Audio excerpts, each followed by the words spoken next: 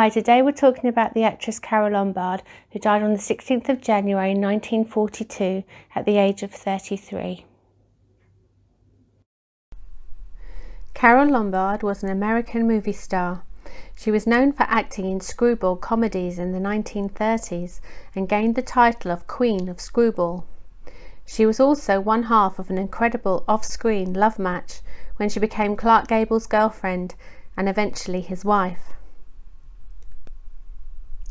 She was born Jane Alice Peters in Fort Wayne, Indiana, on the 6th of October 1908, to Fred Peters and Elizabeth Peters, whose maiden name was Knight. She had two older brothers, Fred and Stuart. The family were well off. Both Fred and Elizabeth were from wealthy families. Elizabeth left Fred and the family moved to a rich area in Los Angeles. Carole's mother practiced the Baha'i faith, which values all religions, and its goal is the unity of all people. Carole embraced the religion as well. The family made connections with other prosperous families around, and those contacts helped Carole with her chosen career. She knew at an early age she wanted to be in movies. Her first role was in A Perfect Crime in 1921 at the age of 12. Here is a photograph from the movie. Other roles followed. Just before she turned 18 in 1926, Carole was on a date with Harry Cooper. He somehow crashed his car into another car on Santa Monica Boulevard. Carole's head went through the windscreen, and poor Carole ended up with 3 scars on her beautiful face. A large scar on her left cheek and smaller scars on her upper lip and under her left eyebrow. She was so fearful of being disfigured and ruining her chances of a movie career that her surgeon sewed her wounds up without the use of anaesthetic. This would give a more favourable outcome. Carole and her mother filed a lawsuit against Harry Cooper and his parents, as they both thought Carole's movie career was over. They wanted $35,000, but were only granted $3,000. Director, producer and studio owner Max Sennett came to Carole's rescue. He was looking for a new girl for his bathing beauties. His film studios produced comedies and he used a group of women in bathing suits, his bathing beauties, in short comedy films and in promotions. Carole was hired. She learnt how to hide her scars with makeup, with lighting and by having a bob hairstyle. She also diverted people's attention away from her face by appearing braless in her movies. I hate bras too, so we have that in common. Here she is as one of the bathing beauties. Carole and Clark had met while filming the movie No Man of Her Own in 1932. They didn't hit it off while making it. Carole was a free spirit who liked playing pranks and was very lively and used crude language and swore, which he hadn't enjoyed. She thought it wasn't much fun. They were also married to other people at the time. Carole was married to actor William Powell. Here they are together. Clark was married to his second wife, socialite Maria Langham, known as Rhea. It was the only film they made together, except for a silent comedy called The Plastic Age, starring Clara Bow. They were both extras and didn't meet then. After she divorced William, Carole started dating baritone singer Russ Colombo. Russ went to the home of his friend photographer Lansing Brown in 1934. Lansing struck a match on the hammer of an antique pistol on a desk. The gun fired and the lead ball ricocheted off the desk and struck Russ in his left eye socket. The ball went into his brain. He died from the injury. He was only 26 years old. He wrote a song called Too Beautiful for Words about Carole. She had love affairs with screenwriter Robert Riskin and with actor George Raft. Here he is in the middle of this picture. Carole was very kind and tried to help people. She heard about a tennis star in the making. She became Carole's protégée, with Carole paying her expenses and mentoring her. She ended up winning numerous tennis titles, including the US Open women's singles title and Wimbledon titles. Her name was Alice Marble. Carole appeared in screwball comedies. She continued this theme into her personal life as well, maybe hoping the notoriety would help boost her career. She would throw elaborate parties at her home. She had a Roman banquet party. She had a hospital party. The waiters were dressed as doctors. Dinner was served on operating tables in bedpans. There were hospital beds, and Carole was dressed as a nurse. Carole and Clark met again on the 25th of January 1936 at a ball called the White Mayfair in Beverly Hills. Carole was the hostess. When she met Clark at the party, he obviously had changed the way he thought about her, and he greeted her with a dashing smile and a wink. Carole winked back. Later at the party, he approached her in her sexy white silk gown and exclaimed, "I'd go for you, Ma." And a few seconds lapsed, and then she answered, "I go for you too, Pa." Clark was separated from his second wife, Rhea Langham, and his relationship with Carole Lombard caused a scandal, as they were living together and weren't married. Finally, on the 8th of March 1939, Clark was granted his divorce, and later that month he and Carole were married when he had a few days off from filming Gone with the Wind. They bought a ranch in Encino in the San Fernando Valley of Los Angeles. They would buy each other joke presents and make each other laugh. They wanted a baby, but unfortunately Carole had 2 miscarriages. Clark was an unfaithful husband. He couldn't resist all the beautiful women he was constantly surrounded by. Carole would go fishing and hunting with Clark. At one time, Carole was the highest paid actress in Hollywood. She had been nominated for an Academy Award in 1937 for Best Actress for her role in My Man Godfrey. Clark was the king of Hollywood. He was the biggest movie star at the time. Carole was due to leave Los Angeles Union Station to start a tour to sell government war bonds. The money raised from the selling of the war bonds helped fund the war expenses. The United States had entered the Second World War a month earlier, and she wanted to do her bit. On Friday the 9th of January 1942, Clark and Carole had an argument, probably because Clark had started making the picture Somewhere I'll Find You. His co-star was 21-year-old Lana Turner, and she felt threatened by Lana. Here they are in the movie. Clark left as he had a plane to catch. Carole gave her secretary, Jean Garceau, love notes, and she was to give Clark one every day she was away. Carole was travelling with her mother and Otto Winkler, seen here with Carole and Clark, who was an M.G.M. press agent and Clark's close friend. On Sunday the 11th of January, Otto awoke from a nightmare where he had dreamt he had died in a plane crash. He told his wife Jill that if he got on a plane on the trip, he wouldn't come home. The travel plan didn't include any aeroplanes, as they were travelling by train. The plan was they would depart from Los Angeles on Monday the 12th of January and travel across the country, making various stops. On Thursday the 15th of January, she would be selling war bonds in Indianapolis. On Friday the 16th, they would travel to Chicago by train and then start their way back west on Saturday the 17th and be back home on Monday the 19th, so that Carole could attend the preview of her latest picture, To Be or Not to Be, at the Academy Theatre in Inglewood.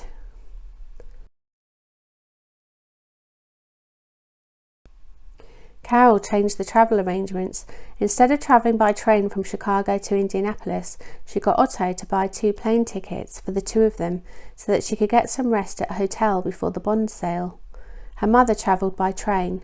They checked into the Claypool Hotel. She signed autographs and sold war bonds for 12 hours in the State House in Indianapolis and managed to raise over $2 million, a lot more than she had expected to raise. Carole and Clark had patched things up during many phone calls. Here she is on the war bond sale. And it's the Viva Victory. She's not being rude. It's Viva Victory, isn't it? They had left Hollywood by train and they were meant to return the same way. Carole, however, wanted to get back to Clark as soon as possible and wanted to fly back. Both her mother and Otto were afraid of flying. Her mother had never been on a plane before and Otto suffered from air sickness. Otto's M.G.M. bosses had told him not to take any planes because of it being wartime.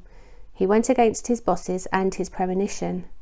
Otto managed to secure seats on TWA Flight 3, a Douglas DC-3 plane with the number NC-1946, which was leaving Indianapolis at 4 o'clock in the morning. It was going to be making stops along the way, but would get them back into Burbank, California in the evening of Friday the 16th of January 1942. It was a transcontinental flight that had begun at LaGuardia in New York City that day. Carole's mother, Elizabeth Peters, known as Bessie or Petey, was terrified of flying. Here is her mother with her and Clark. She was also into numerology and thought the number 3 was unlucky. So the flight was TWA Flight 3. The plane was a DC-3. They were a party of 3. Carole was 33 years old and 3 months. I thought of another one. Carole was her 3rd child. Carole suggested the only way to settle it was to toss a coin to determine the course of action. So Otto tossed a nickel. Heads was to travel by train and tails was to travel by plane. The coin landed tails up and thus sealed their fate. On the way back to Los Angeles, the plane made several stops. Flight 3 was on an airmail run. At Albuquerque, New Mexico, TWA tried to get Carole, her mother and Otto to give up their seats to 3 Army soldiers. Carole refused, partly because she didn't want her mother's suffering to continue, as the older woman was extremely anxious about the journey. Her mother's astrologer had warned her not to fly during 1942. She also didn't want to be stranded there overnight. Their plane landed at McCarran Field in Las Vegas to refuel, which was an Army airfield. The plane would have normally landed at Boulder City, but their runway lights went on. It then took off at 7:07 p.m. Minutes later, it crashed into Mount Potosi. The mountain is 8,200 feet above sea level, west of Vegas. The plane hit the twin-peaked mountain in between the 2 peaks. All 22 people on board were killed, including the 15 Army personnel aboard. Carole was burnt beyond recognition in the explosion. Jill Winkler and Clark Gable waited at the airport for Otto, Carole and her mother. They were eventually told what had happened. At their ranch, the surprise welcome home party Clark had arranged didn't happen. The decorations were futile. The male mannequin he had placed in their bed was a prank Carole never got to enjoy. The rescue party was made up of miners, ranchers and cowboys from the Good Springs area and Las Vegas. Also, the Red Cross and Army personnel were dispatched, as 15 military men had been lost. The climb up the mountain was made worse because of the thick snow.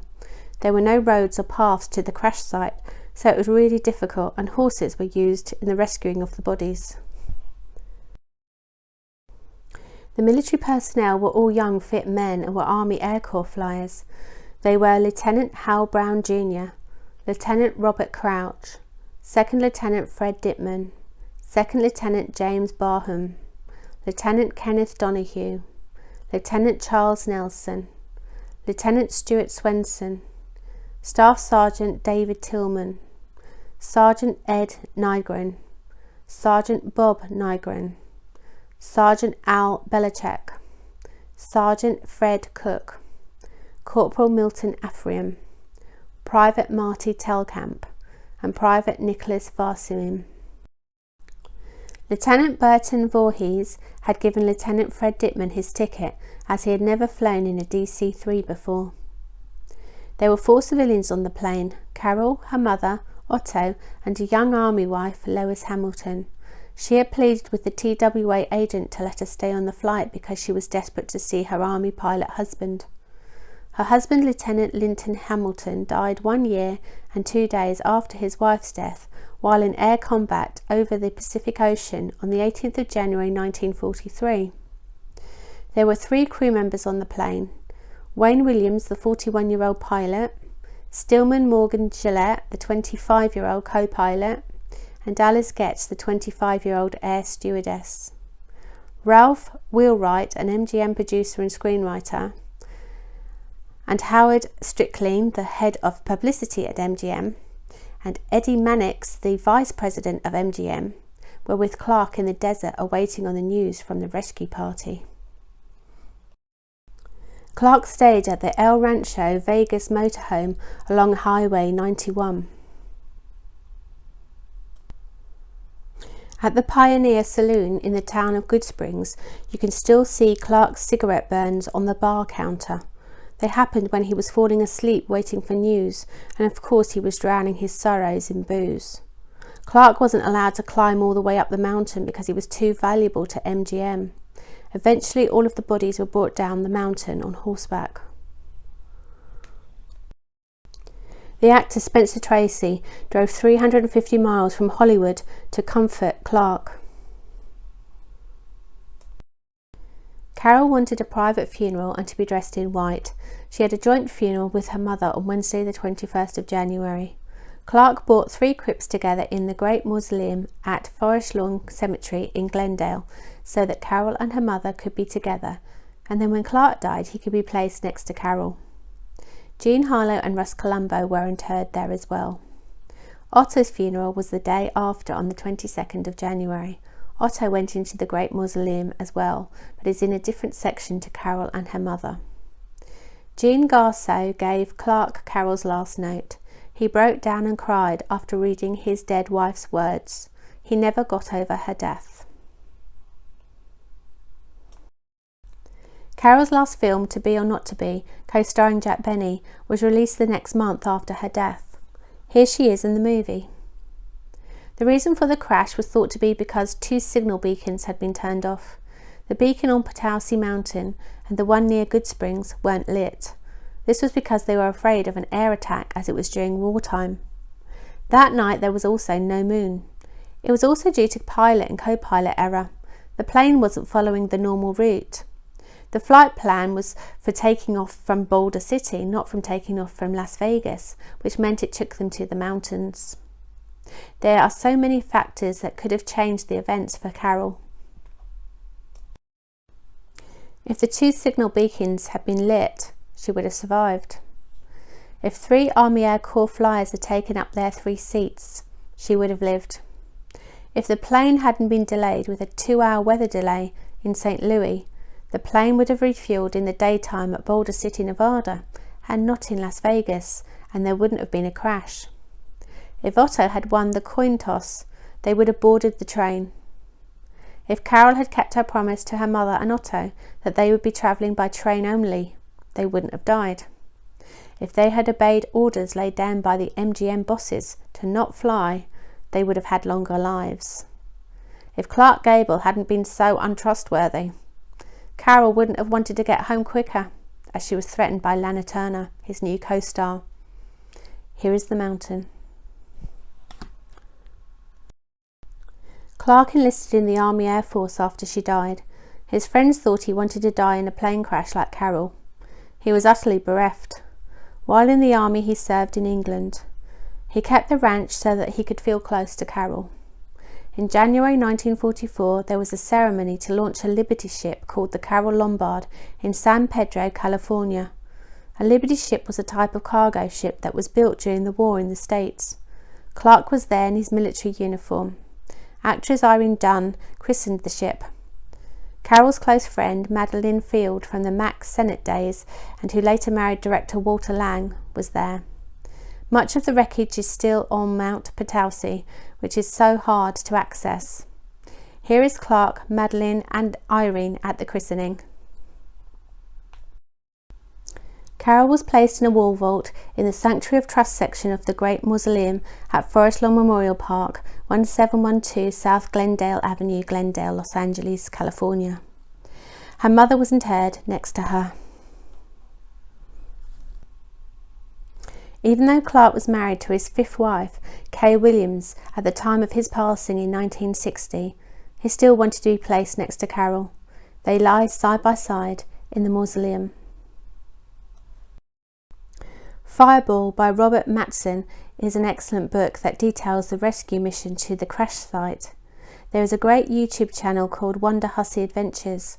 Wonderhussy climbs the mountain to the crash site, so if you want to see that, click on the link below in the description box under the video.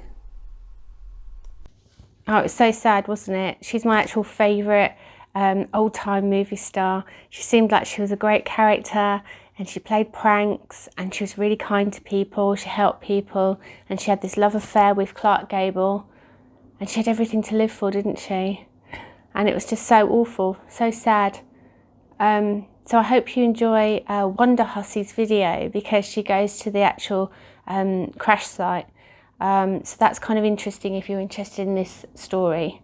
But it was so awful. Otto died, her mother died, they had all these premonitions and superstitions about things, and yet no matter what they did, it was just fate, wasn't it? It just happened, and it was terrible. And all the other, you know, the other people that died as well, Loris and the 15 military men that were all these like really highly trained, amazing flyers for the army, and they were all so young. It was such an awful tragedy. It was just terrible.